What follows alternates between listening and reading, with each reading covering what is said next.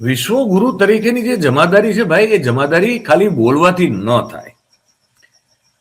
વિશ્વગુરુ જે છે એ બનવું હોય અથવા તો વિશ્વના જમાદાર, જગતના જમાદાર આપણે જેને કહીએ છીએ, એ કેવી રીતે થાય? તો એ આવી રીતે થાય.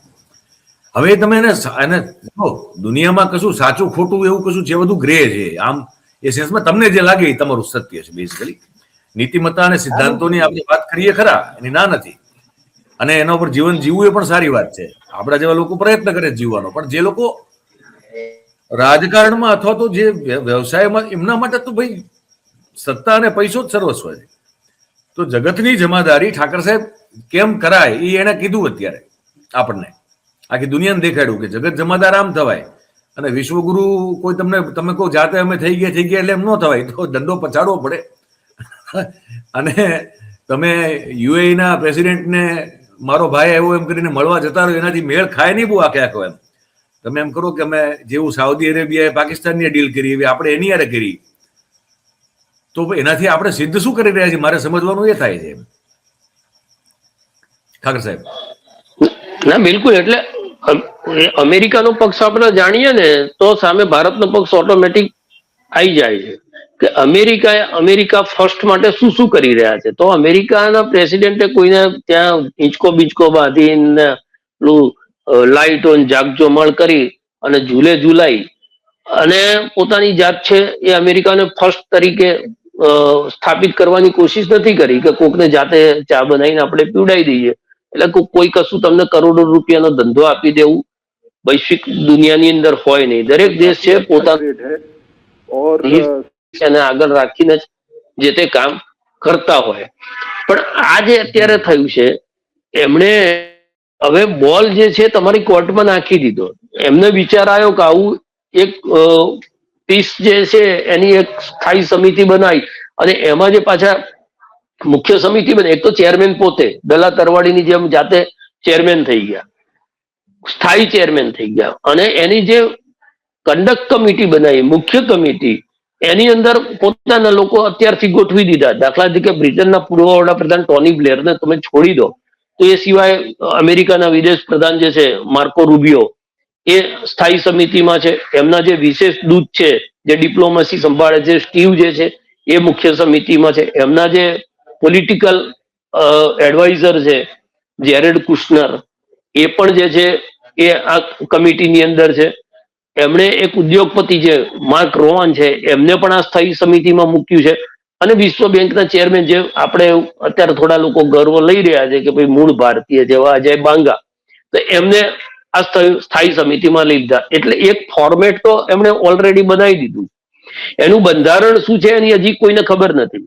એનું કોન્સ્ટિટ્યુશન શું છે, કઈ રીતે કામ કરશે, કયા સભ્યની શું ઓથોરિટી છે એ હજી કોઈને ખબર નથી. પણ બોલી ચાલુ કરાવી દીધી કે ભાઈ આટલા રૂપિયા. હવે અમેરિકાના સૂત્રો અમુક લોકો એ વાતથી નકારી રહ્યા છે કે ભાઈ અમે આ પ્રકારનું કોઈ એમ કે પૈસા લઈ મેમ્બરશીપ આપવાની વાત હાલ અત્યારે નથી. પણ આ સમાચાર જે છે આયા, આ અમેરિકાનો પક્ષ છે.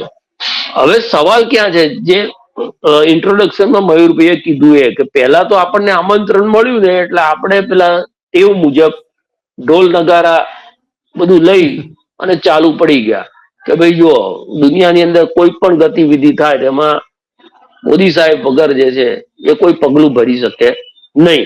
તો પછી ખબર પડી કે આ તો 50-60 લોકોને કંકુ છાંટીને કંકોત્રી મોકલી છે. હા, એકલો નહીં કર્યો ને, એમાં પાછું મોકલે નો વાંધો નહીં, એમાં આ પીસ બોર્ડ ઓફ પીસમાં જે થી આપણે આતંકથી ત્રસ્ત જેવો પાકિસ્તાને છે, જેને પીસ સાથે કોઈ લેવા દેવા જ નથી, એવું પાકિસ્તાને છે. પાકિસ્તાનનું એકદમ ખુલ્લેઆમ જે મિત્ર છે એ તુર્કીએ પાછું આના મેમ્બર માટે અમને આમંત્રણ આપ્યું છે. અને ઇઝરાયેલે તો પોતાનો વાંધો જે છે એ અમેરિકા સામે મૂકી પણ દીધો કે ભાઈ તુર્કી અને કતાર જેવા લોકોને તમે આ મેમ્બર આના બનાવતા હો તો એ તો ઇઝરાયેલના હિતમાં નથી. આ પ્રકારનો જે વાંધો રજૂ કરવાનો હોય એ ઇઝરાયેલે તો રજૂ કરી દીધો, પણ આપણે જેમ પેલા યુદ્ધનો દાવા કરી રહ્યા છે ભાઈ મેં રોકાયું ને એમાં આપણે મોઢું નથી ખોલતા, એમ હજી સુધી આપણે આપણો પક્ષ એની અંદર મૂક્યો નથી. જો ભારત છે ને એ હંમેશા એની તમે લોંગ ટર્મ વિદેશ નીતિ જુઓ ને તો એ ટુ સ્ટેટ સોલ્યુશન ની રહી છે, દ્વિપક્ષીય સોલ્યુશન. દાખલા તરીકે આપણો કાશ્મીરનો પ્રશ્ન હોય કે બીજો ત્રીજો પ્રશ્ન હોય તો આપણે ત્રાહિત વ્યક્તિ થર્ડ પાર્ટી જે છે એને હંમેશા નકારી કાઢી છે કે ભાઈ અમે અમારી રીતે આને ઉકેલીશું. એ સ્ટેન્ડ ભારતની વિદેશ નીતિનું બીજા દેશો માટે પણ છે કે ભાઈ કોઈ બે દેશની વચ્ચે છે તો મધ્યસ્થી થવાના બદલે એ બે દેશ જે છે એ પોતપોતાના રીતે એનું સોલ્યુશન લાવી દે. આ આપણી એક તો એ પોલિસી રહી છે. બીજું સૌથી મોટી ચિંતાનો વિષય એ છે કે આ મિશનમાં જવું કે ના જવું, એ આપ્યું જે Indian Middle East Europe economic કોરિડોરની વાત ચાલે છે, IMEC ની, જે ભારત સાથે સીધું યુરોપને જોડવાનું છે. એમાં પણ આ જો આપણે બેલેન્સ ના કરી શકીએ, સંતુલન ના સાધી શકીએ તો એની અંદર પણ આપણને પ્રોબ્લેમ થાય. જેમ ચારબા બંદર જે પહેલા બહુ મોટી મોટી જાહેરાતો થઈ હતી, અત્યારે કઈ પ્રકારના ન્યૂઝ આપણને આવી રહ્યા છે, એ રીતે આપણને મુશ્કેલીમાં મૂકે એમ છે. એટલે ટ્રમ્પ શું છે કે તમને એક પ્રકારે એવો દાવ નાખે છે કે જેમાં તમારે તમારી જે પોઝિશન છે પોઝિશન દુનિયાની સામે મૂકવી પડે. હવે પેલેસ્ટાઈન વખત બી આપણી પોઝિશન જે છે એ ધૂલમૂલ રહી.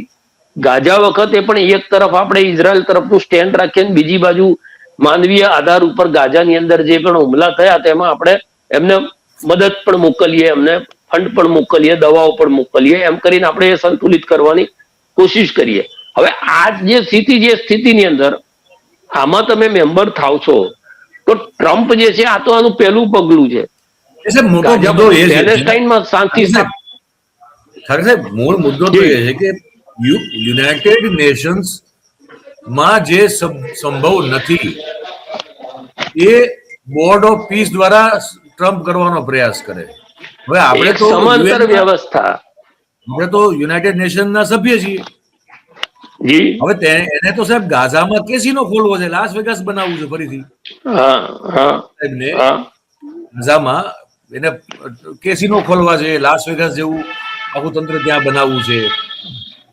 અને સવાલ ખાલી ગાઝા પૂરતો તો છે જ નહીં. તો તમે એટલે કે આપણે એક દેશ તરીકે આખા આપણા જન્મ ત્યારથી દેશ તરીકે આખામાં આપણે નોન અલાઇન એટલે કે ગુટ નિરપેક્ષ રહ્યા છીએ.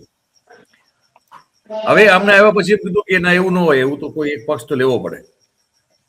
એટલે તમે આખી તમે એ નામ મુવમેન્ટ જે હતી, નોન અલાઇન મુવમેન્ટ જે નામ મુવમેન્ટ હતી એ ખતમ થઈ ગઈ. જેના આપણે લીડર હતા એ ખતમ થઈ ગઈ. એમાં 100 ની આસપાસ દેશો દુનિયાભરના હતા એના સભ્ય, એ પણ ખતમ થઈ ગયું. સાર્કના કોઈ ઠેકાણા છે નહીં. સાર્કમાં શું થઈ રહ્યું કોઈને ખબર નથી. બ્રિક્સ વાળા નેવલ એક્સરસાઇઝ કરે છે તો એમાં આપણે જતા નથી, આપણને કોઈ, અને એના બહુ વિચિત્ર અને વાહિયાત કારણો આપવામાં આવે છે. એટલે રશિયા પાસેથી તેલ ખરીદવાનું બંધ કર્યું છે એવું આપણે આજીજી કરીને કહીએ છીએ કે ટેરિફ ઘટાડો ભાઈ સાહેબ, મહેરબાની કરો, એવું પ્લેનમાં આખી દુનિયાના પત્રકારોને કહે છે. આપણે એક અક્ષર બોલી શકતા નથી. એટલે રશિયાની સાથે આપણે ઊભા રહેતા નથી. ટ્રમ્પ આપણને સાથે ઊભા રાખવા માંગતો નથી.